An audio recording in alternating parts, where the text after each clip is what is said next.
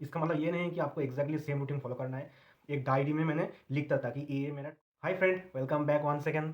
तो गाइस फिर से आज मैंने एक न्यू वीडियो लेके आ गया गाइस। आज गाइस मैं आज आपके साथ शेयर करूंगा कि मेरा डेली गाइस शेड्यूल क्या था। जब मैंने प्रिपरेशन कर रहा था बैंक एग्ज़ाम के लिए, तब मेरा शेड्यूल क्या था, मैंने रूटीन क्या फॉलो किया था। इसका मतलब ये नहीं है कि आपको एग्जैक्टली सेम रूटीन फॉलो करना है। मैं बस शेयर कर रहा हूँ कि मैंने कैसे कैसे पढ़ाई करता था। और गाइस सबसे पहले एक बार, मैंने कभी वो वाला रूटीन नहीं फॉलो किया कि सुबह 8 बजे से 9 बजे तक एडिटोरियल, 9 से 10 बजे तक सीए करंट अफेयर्स। मैंने ऐसा कुछ रूटीन मैंने नहीं फॉलो किया था। बस मैंने डेली, मेरे पास एक डायरी है, अभी तो नहीं है फ़िलहाल। एक डायरी में मैंने लिखता था कि ये मेरा टू डू लिस्ट है, तो उसके अकॉर्डिंग मैं करता था। और जब जब ख़त्म होता था मैं उसको टिक करता था। ओके, तो मैंने उसको इस तरीके से करता था गाइस। तो सबसे पहले मैं सुबह 6 बजे उठ जाता था, बिकॉज मैंने लेट नाइट तक पढ़ाई नहीं करता था। ठीक है, मैंने सुबह सुबह उठ जाता था जल्दी। तो 6 बजे उठने के बाद थोड़ा फ्रेश हो जाता था। फ्रेश होने के बाद थोड़ा बहुत एक्सरसाइज वगैरह करके, उसके बाद सुबह 7 बजे से मैंने पढ़ने बैठा था। और गाइस सुबह का टाइम मैंने इंग्लिश को टाइम देता था, बिकॉज मेरा इंग्लिश सेक्शन वीक था। और मैं इंग्लिश मेरे को ना बहुत ज़्यादा बोरिंग भी लगता था, तो इसलिए मैंने सुबह सुबह इंग्लिश करता था। इंग्लिश के लिए मैंने रीडिंग करता था थोड़ा बहुत, और उसके बाद सेक्शनल मॉक टेस्ट उसको अटेंड करता था, उसको अच्छे से एनालाइज करता था। ये सब करने के लिए मेरे को लगभग 2 घंटे लगता टाइम। एक editorial reading, sectional mock test, थोड़ा बहुत क्विजेस, उसके बाद वोकैब वगैरह रिविजन, ग्रामर का रूल, ये सब करने में मेरे को 2 घंटा टाइम लगता था। 7 से 9, तो 2 घंटे में इंग्लिश पढ़ता था। उसके बाद गए सेकेंड स्लॉट मैंने क्या करता था, बिकॉज पहले मैंने एक इंग्लिश सब्जेक्ट पढ़ लिया, उसके बाद मेरे को थोड़ा बहुत कैलकुलेशन चाहिए था। तो इसलिए मैंने क्या करता था, उसके बाद 2 घंटे में मैथ करता था। मैथमेटिक्स मेरे को अच्छा लगता था मैथ करने में। तो उसके बाद मैं मैथ करता था। मैथ में भी same, sectional mock test, quizzes, उसके बाद स्क्वायर क्यूब, उसको रिवीजन करना, ये सब मैं करता था 2 घंटे। उसके बाद थोड़ा बहुत प्रैक्टिस कर लेता था। उसके बाद मैंने नहाता था। नहाने के बाद उसके बाद मैंने 1 से 1.5 घंटा बाद लंच करता था। उस टाइम में मैं क्या करता था, सीए का करंट अफेयर्स का वीडियो मैं उसको देख लेता था स्पीड में 1.5x में। और गाइस मैंने अभिजीत मिश्र सर को फॉलो किया सीए के लिए। आपको पता होगा कि मैंने सर को ही ब्लाइंडली फॉलो किया, एक ही सोर्स मैंने फॉलो किया फिलहाल। तो करता था। उसके बाद लंच करने के बाद एक आधा घंटा का नैप गैस जब इवनिंग होता था, तब मैंने उठाता था रीजनिंग, बिकॉज रीजनिंग करने में गैस मज़ा आता है। तो रीजनिंग मैंने सॉल्व करता था 2 घंटे। उसमें से ज़्यादातर टाइम मैंने पाजल को देता था। पाजल थोड़ा कैलकुलेशन मांगती है, तो इसलिए मैंने पाजल को बहुत ज़्यादा टाइम दिया।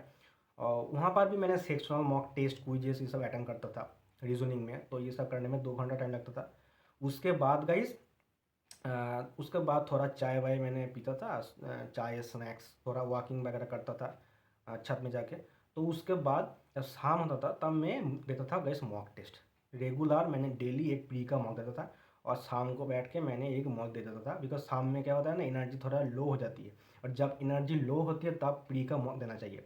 तो इसलिए शाम में बैठ के मैं एक पूरा प्री का मॉक दे के उसका एनालाइज करता था। तो उसमें भी मेरे को लगभग 2 घंटे लगते थे। उसके बाद रात में सोने से पहले 30 मिनट में क्या करता था, सुबह जो मैंने दोपहर में जो मैंने करंट अफेयर्स का वीडियो देखा ना, उसका पीडीएफ में एक बार रिवीजन कर लेता था। रिवीजन करके किसी भी एक साइट से मैंने क्विज देता था, प्रैक्टिस मॉक, या फिर अड्डा में फ्री क्विज आती है, तो वहाँ पे जाके मैं एक क्विज अटेंड करता था। ठीक है, तो इससे क्या होता था ना, रिवीजन होता था। और गाइस सबसे पहले एक बात मैंने बताना भूल गया, सुबह पढ़ने बैठने से पहले ना मैं क्या करता था, पिछले दिन का सीए रिवीजन करता था पहले। इंग्लिश पढ़ने बैठने से पहले मैंने जस्ट 15 मिनट टाइम लेके पिछले दिन का जो करंट अफेयर्स है उसको मैं रिवीजन कर लेता था। बिकॉज गाइस क्या होता है ना, सीए करंट अफेयर रिवीजन मांगती है।